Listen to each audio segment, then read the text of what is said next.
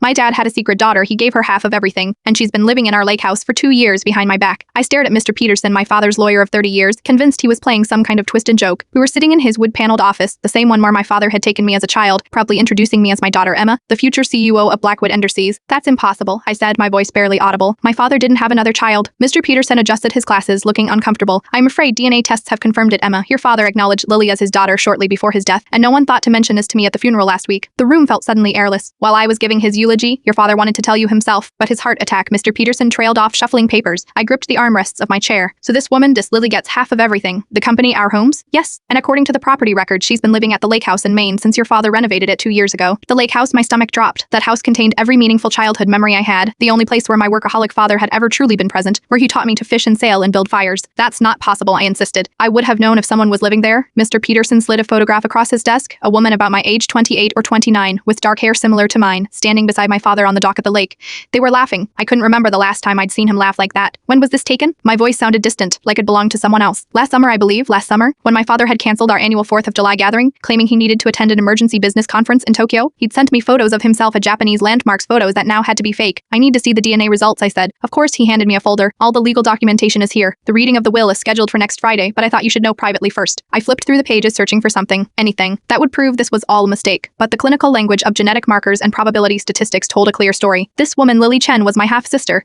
Here's one more thing, Emma. Mr. Peterson's voice had softened. Your father left this for you. He handed me an envelope with my name written in my father's precise handwriting. Emphi was a key, old brass ornate, and a note. The truth is in the lighthouse room. I'm sorry, yet I knew exactly what key it was. It opened the small room at the top of the decorative lighthouse my father had built on our property, a whimsical addition that had always been kept locked. As children, we'd made up stories about what treasures it might contain. Now apparently it contained the truth. As I drove home passing the Blackwood Underseas headquarters where I'd worked alongside my father for the past 7 years, I couldn't stop thinking about the photograph, the way they were laughing together, the way he looked at her. My phone rang. Eliza, my best friend since college. How did it go? She asked. I hesitated, wondering how to explain that my entire life had just been upended. I need to go to Maine, I said instead. The lake house now, but what about the Tokyo acquisition? Your father's company needs you? Apparently it's only half my father's company now, I said bitterly. I have to go. I have to meet her. Meet who? I took a deep breath. My sister. The familiar gravel driveway to the lake house crunched under my tires as I pulled up at sunset. I'd driven 9 hours straight from Boston, fueled by a mixture of grief, betrayal, and burning curiosity. The house looked exactly as I remembered it, weathered gray shingles, wide porch overlooking the water, my father's handmade wind chimes tinkling in the breeze, except for the unfamiliar blue Prius, parked in the spot where my father always left his Range Rover. I sat in my car for several minutes, gathering courage. What would I say to her, the stranger who carried my father's DNA, who'd been secretly sharing his life while I was working 80-hour weeks trying to earn his approval before I could decide? The front door opened. A woman stepped onto the porch, her silhouette backlit by the warm light from inside. She raised a hand in greeting, like I was an expected guest, rather than the daughter whose inheritance she was stealing. I got out of the car, wheeling my small suitcase behind me like armor. You must be Emma. Her voice was soft with the slightest hint of an accent I couldn't place. Up close, the resemblance between us was unsettling. Same dark hair, same almond-shaped eyes, though hers were green to my brown. And you must be the secret daughter, I replied coolly. She didn't flinch. I am Lily. I've been hoping you'd come. She stepped aside. Please, this is your home too. The interior was both achingly familiar and jarringly different. The rustic furniture remained, but new artwork hung on the walls, vibrant landscapes that matched my father's taste perfectly. Fresh flowers sat on the dining table. It looked lived and loved. Would you like some tea? Lily asked, moving to the kitchen. Your father always said you preferred Earl Grey in the evenings. My head snapped up. How would you know that? She smiled sadly. He talked about you all the time, Emma. I feel like I know you. That's funny, because he never mentioned you not once in 29 years. I set my suitcase down with more force than necessary. Why are you here? Why now? Lily's hand stilled on the kettle. I only found out he was my father 3 years ago. My mother told me on her deathbed. Convenient timing. I didn't seek him out for money, if that's what you are implying. Her calm was infuriating. I just wanted to know where I came from, who I was, and he just welcomed you with open arms, gave you this house? Not at first. He was suspicious, demanded DNA tests. She poured hot water into 2 mugs. Once he knew, he wanted to make up for lost time. Said it wasn't fair that I grew up without the advantages you had. I laughed bitterly. Advantages. Like a father who was never home, who missed every important moment because the company always came first. He regretted that, Lily said quietly. He talked about it often. The casual way she referenced intimate conversations with my father felt like a physical blow. I walked to the large windows overlooking the lake, struggling to maintain composure. The lighthouse room, I said, suddenly remembering the key. What's in it? Something flickered across Lily's face. Surprise or perhaps concern. I don't know. It's always been locked. Your father said someday he would show me, but then she trailed off. I studied her reaction, looking for deception. You've never been curious enough to break in. In 2 years of living here, I respected his privacy. She brought a mug of tea to me. The same way I hope you'll respect that he wanted us to share his legacy. I didn't take the tea. Where were you the day he died? Lily's expression faltered.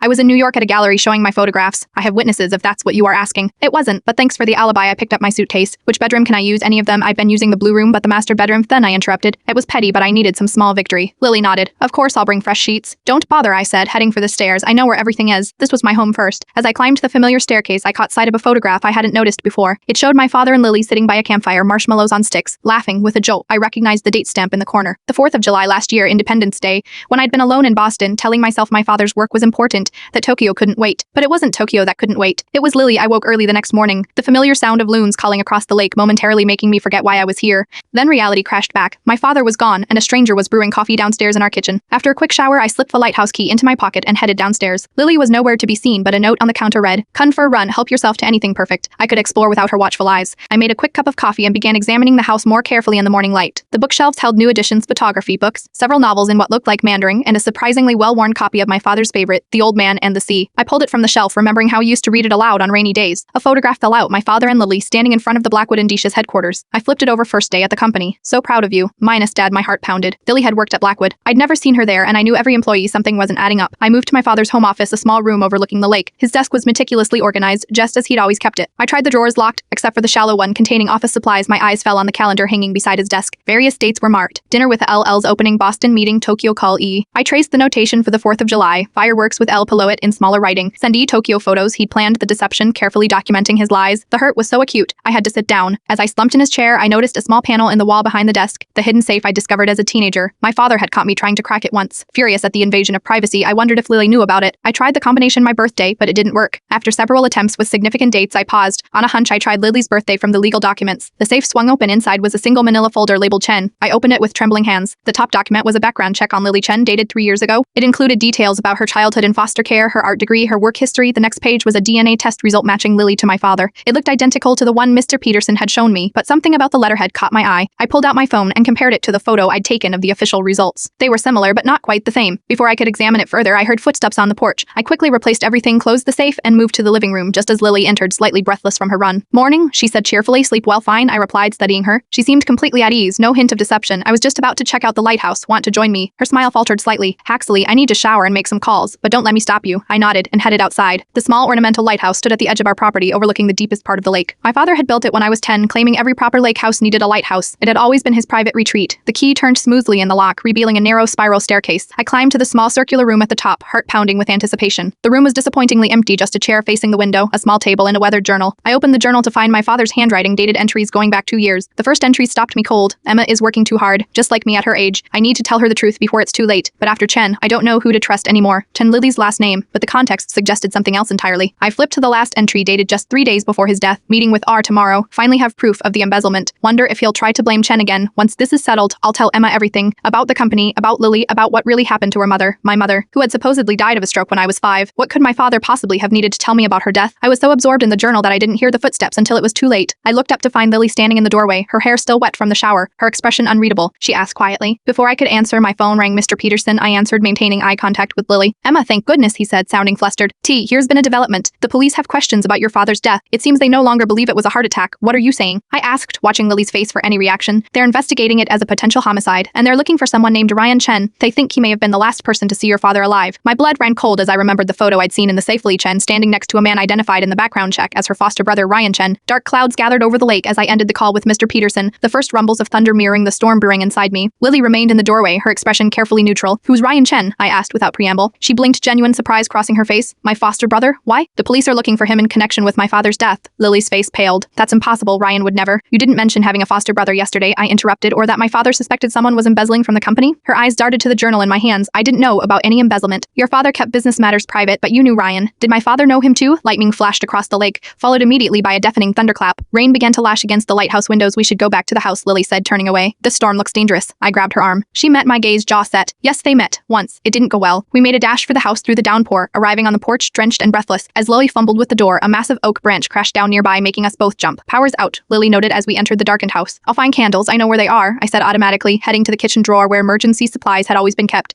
We worked silently, lighting candles and building a fire in the great room fireplace. The familiar routine in the midst of crisis created a strange temporary truce. The roads will be flooded, Lily said, gazing out at the deluge. No one's getting in or out until this passes. The implication was clear. We were trapped together. I settled onto the couch, my father's journal clutched in my lap. Tell me about Ryan, Lily sighed, sitting across from me. We grew up in the same foster home in San Francisco. He's brilliant computer science genius, but troubled. When I found out about your father, Ryan helped me track him down, and nothing. Ryan stayed in California when I moved east. He has his own software company now. Then why are the police looking for him? Lily looked genuinely distressed. I don't know, maybe because he helped me with the initial search? He might have accessed databases he shouldn't have. Or maybe because my father suspected embezzlement and was meeting with someone named R right before he died, I countered, watching her reaction.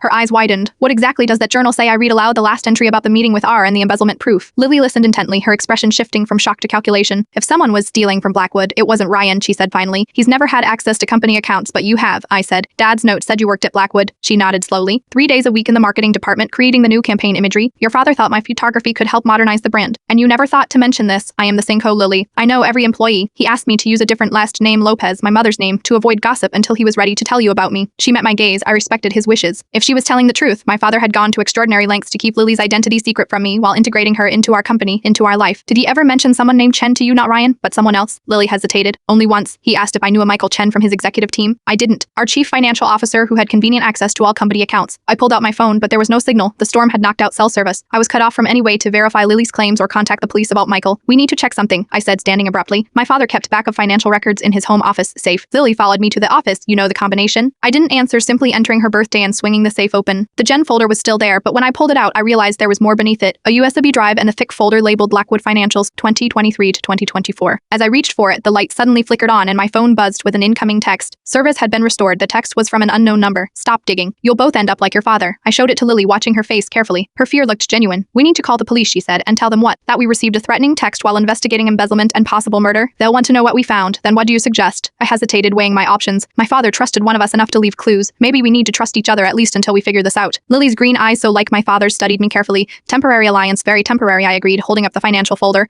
Let's see what got my father killed. As we spread the documents across the desk, I couldn't shake the feeling that I was making either the smartest or the stupidest decision of my life, trusting the woman who might be my sister or might be part of the plan to destroy everything my father built. The next morning dawned clear after the storm, but the atmosphere inside the house remained charged. Lily and I had spent hours poring over my father's financial records, finding clear evidence of systematic embezzlement, millions siphoned from Blackwood entities' overseas accounts through a complex web of shell companies. Your CFO is definitely involved, Lily said, pointing to a transaction bearing Michael Chen's digital signature. But he's not working alone. Some of these transfers required executive approval. I rubbed my eyes, exhausted. Someone else on the leadership team then? Or Ryan, she admitted reluctantly. He has the technical skills to hack approval signatures. I studied her, trying to read past her concerned expression. Was this elaborate misdirection, or was she genuinely helping me uncover the truth? I need coffee, I announced, standing, and then we should go into town. I want to talk to the sheriff directly about that text message. While Lily showered, I made a crucial phone call to Eliza, speaking quietly in the kitchen. I need you to do something without asking questions, I said when she answered. Check our employee records for Lily Lopez in marketing, and find everything you can on Ryan Chen, software developer from San Francisco. Emma, what's going on? The police were at the office yesterday asking about your father's death. I know. That's why I need this information. She hesitated. Is this about the secret daughter? SNN's talking about it. Just help me, Eliza. Please, fine. I'll text you what I find. I hung up as Lily came downstairs, dressed in jeans and a Blackwood Enderdy sweatshirt that had to be my father's. Seeing her in his clothes sent an unexpected pang through me. Ready? She asked, car keys in hand. I'll drive. I know where the station is. The small sheriff's office in town was unexpectedly busy. Deputy Miller, who'd known my family for years, greeted me with sympathy. Emma, I am sorry about your father. The sheriff's out investigating a property damage claim from the storm, but he'll be back soon. We received a threatening text, I explained, showing him my phone. I think it might be connected to some financial irregularities my father discovered before his death. The deputy's expression turned serious. We'll trace the number. Did you bring the financial records you mentioned? I hesitated suddenly, wary. Not yet. I wanted to speak with the sheriff first. As we waited, my phone pinged with a text from Eliza. No, Lily Lopez in our records. Ever Ryan Chen equals CEO of Vipersoft. Major red flags investigated for hacking twice. A cold wave of certainty washed over me. I glanced at Lily, engaged in friendly conversation with the receptionist, and made a split-second decision. I need to use the restroom, I announced, slipping down the hallway once alone. I called Eliza back. Here is more, she said without preamble.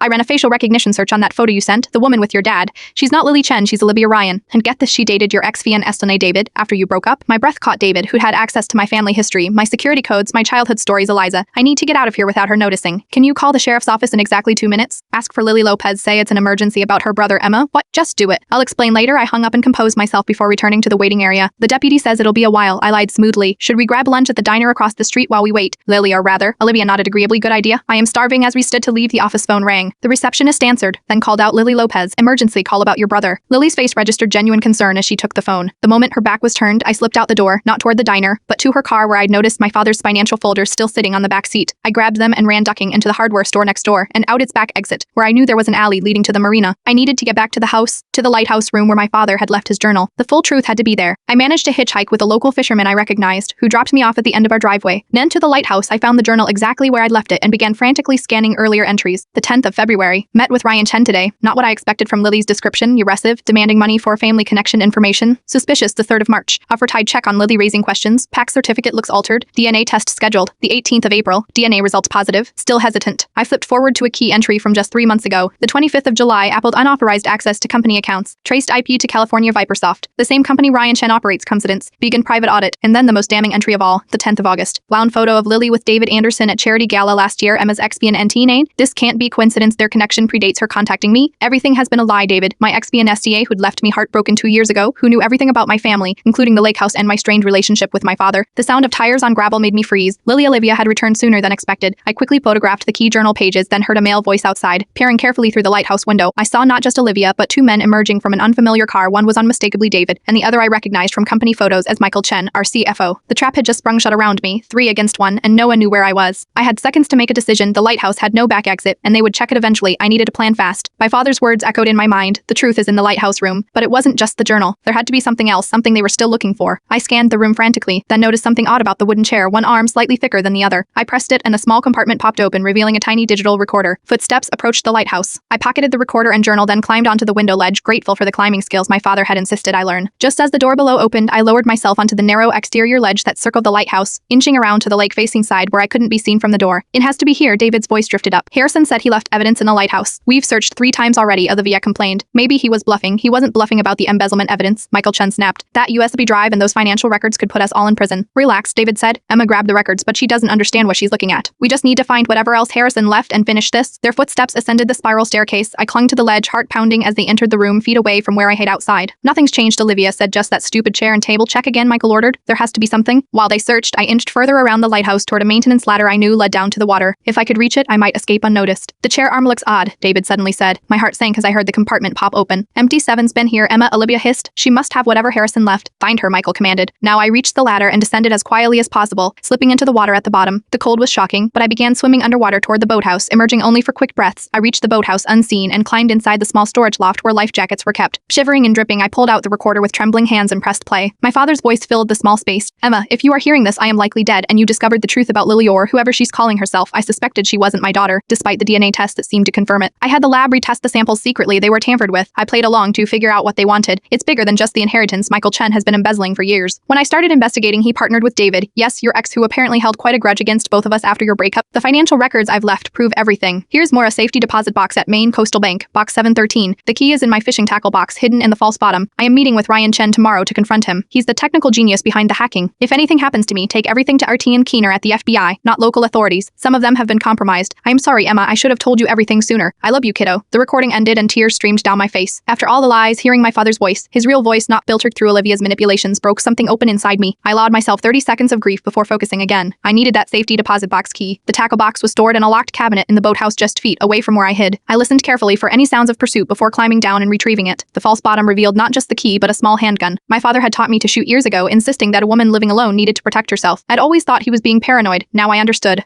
I tucked the gun into my waistband and considered my options. I needed to get to the bank, but my car keys were in the house, and Olivia's car would surely be watched. The sound of the boathouse door creaking open froze me in place. Emma, David's voice called softly. I know you are in here. It's just me. The others are searching the woods. I remained silent, hand on the gun, heart thundering. I never wanted it to go this far, he continued, moving deeper into the boathouse. Your father wasn't supposed to die. That was Michael's decision, not mine. He was lying. He'd always been good at that. We can make a deal, he coaxed. You give us what your father left. We give you your half of the company. No one else has to get hurt. He was directly below the loft now. I could see his familiar profile, the face I'd once loved, twisted now with deceit. What about my father? I asked, my voice startling him. Does he get a deal too? David looked up, spotting me in the shadows. Emma, be reasonable. What's done is done. You are right about that, I agreed, raising the gun. Don't move. His eyes widened at the sight of the weapon. You won't shoot me, you are right, I said calmly, because you are going to help me get to the bank in town, and then you are going to confess to everything. And why would I do that? I smiled coldly, because I just recorded this entire conversation on my father's device. And because deep down you are a coward, David. You always have been. His face paled as he realized I held all the cards now. Now, I said, give me your car keys. We're going to take a little drive. The Maine Coastal Bank was quiet on a Saturday afternoon, just a few customers completing weekend transactions. The elderly security guard nodded at me in recognition as David and I entered, my hand firmly gripping his arm, the gun concealed in my jacket pocket. Just act normal, I whispered, steering him toward the safety deposit box area. The bank manager, Mrs. Winters, knew me from childhood summers. Emma, I was so sorry to hear about your father. How are you holding up? As well as can be expected, I managed to smile. I need to access my father's safety deposit box, box 713, of course, dear ID and key. I presented both, watching David from the corner of my eye. He seemed calm, but I could feel the tension radiating from him. I'd taken his phone and car keys, but he was still dangerous. Mrs. Winters led us to a private viewing room with the long metal box. Take all the time you need. Just ring the bell when you are finished. Once alone, I kept the gun trained on David while opening the box. Inside were several USB drives, a thick folder of documents, and a sealed envelope with my name.